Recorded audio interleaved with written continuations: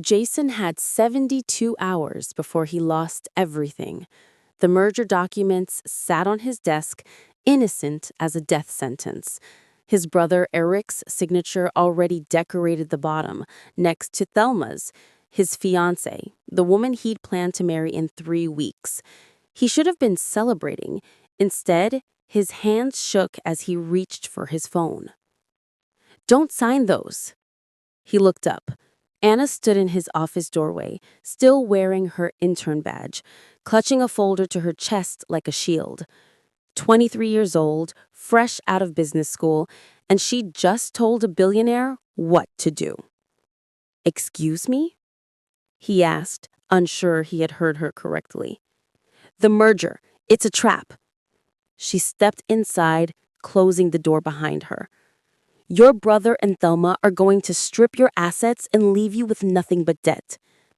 Jason laughed. She sounded crazy. "That's insane. Eric's my brother. Thelma loves me." Anna's jaw tightened. She walked to his desk and opened her folder, spreading papers across the mahogany surface. Bank transfers, shell companies, email threads he'd never seen.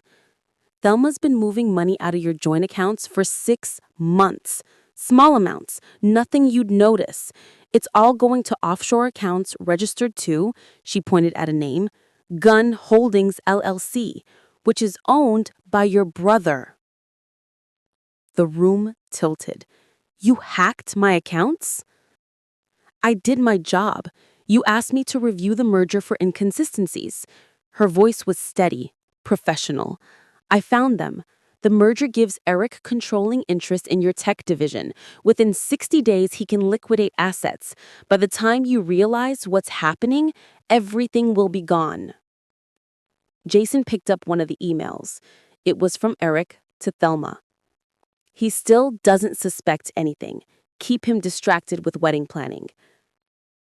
His chest constricted. "This could be fabricated." "It could be, but it's not." Jason didn't sleep that night. Instead, he sat in his penthouse staring at the city lights, remembering things he'd ignored. Thelma's sudden interest in his business affairs, Eric's insistence that he needed to delegate more, the way they'd both pushed for this merger, hard and fast. At 6 a.m., Anna called. "Meet me at Pellstone Cafe. 30 minutes. Come alone."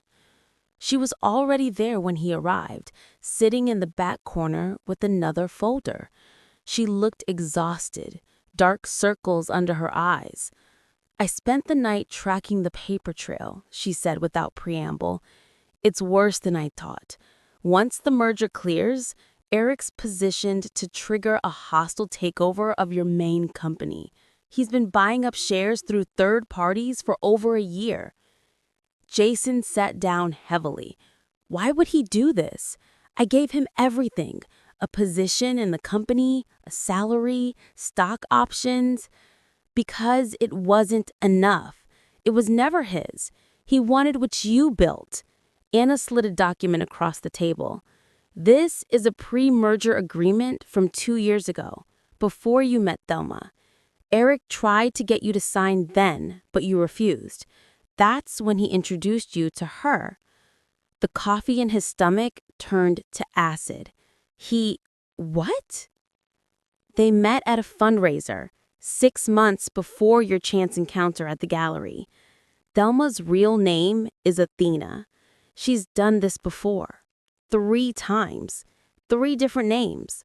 Wealthy men, whirlwind romances, strategic marriages." Anna's voice was gentle now. "I'm sorry, Jason." Jason stared at Thelma's smiling face in one of the photos. The woman he'd planned to spend his life with. The woman who told him she loved him a few nights ago over champagne. "Why are you doing this, Anna? You're an intern. You could lose your career over this." She was quiet for a moment. "Because I watched my father lose everything to his business partner, someone he trusted like a brother. No one warned him. No one saw it coming. She looked directly at him. I saw it coming for you. I couldn't just watch. The confrontation happened in Jason's office 3 days later.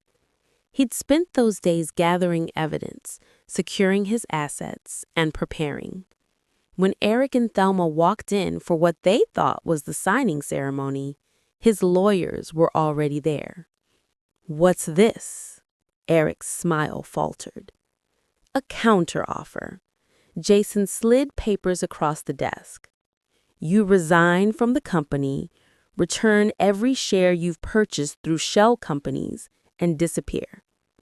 In exchange, I don't press charges for fraud, embezzlement, and conspiracy."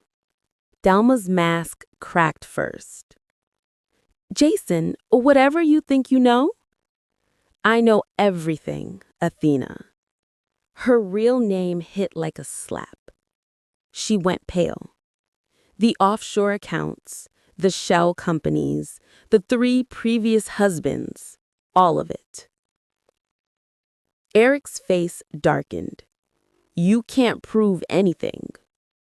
Anna stepped forward from where she'd been standing by the window. She placed a flash drive on the desk.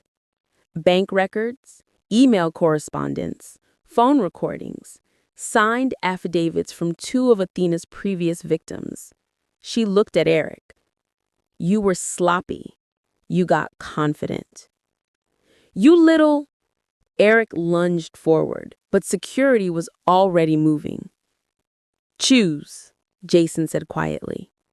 "Sign the papers and walk away, or I call the authorities right now."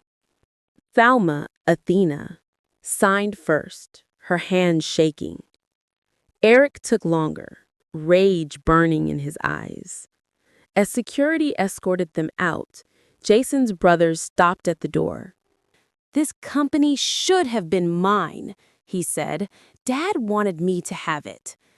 Dad wanted you to earn it. That's what you never understood."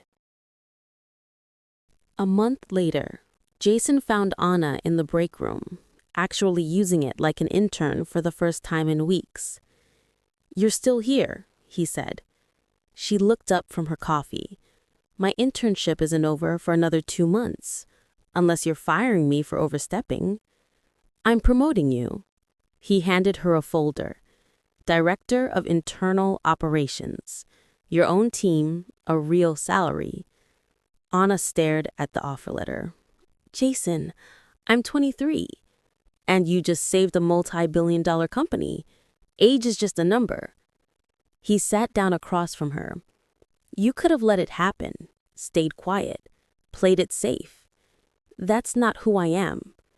"I know. That's why I'm giving you the job. Someone needs to make sure I don't make stupid decisions again." She laughed, the first genuine laugh he'd heard from her. "That's a full-time job right there." "So is that a yes?" Anna looked at the offer letter again, then at him. "On one condition. You start trusting your instincts again. You knew something was wrong. You just didn't want to believe it." She was right. Some part of him had known. He'd just been too comfortable, too trusting, too blind. "Deal," he said. 6 months later, the company was stronger than ever. Jason had restructured everything, built new safeguards, surrounded himself with people who told him the truth instead of what he wanted to hear. Anna's department had already caught 2 more potential security breaches. He found her working late one night, reviewing contracts. "Go home," he said. "Even directors need sleep. Says the CEO, who's still here at 11 p.m. But she smiled, closing her laptop. As they walked to the elevator together, she asked, "Do you ever regret it, not signing those papers? You could have just not known." "Every day I wake up grateful someone cared enough to tell me the truth," Jason said. The elevator doors opened, even when it hurt. "Especially when it hurt," Anna corrected. They rode down in comfortable silence. As the doors opened to the lobby, Jason realized something. He'd lost a brother and a fiancé, but he'd gained something more valuable. Someone who saw him clearly and stayed anyway. "Same time tomorrow?" Anna asked. "Same time tomorrow." She walked out into the night, and he watched her go, thinking about second chances and the people brave enough to offer them. His phone buzzed. A notification from the company's alert system. Attempted unauthorized access blocked. Source traced and reported. Anna's system working perfectly. Jason smiled and headed for his car. Tomorrow, they deal with whatever came next. Together.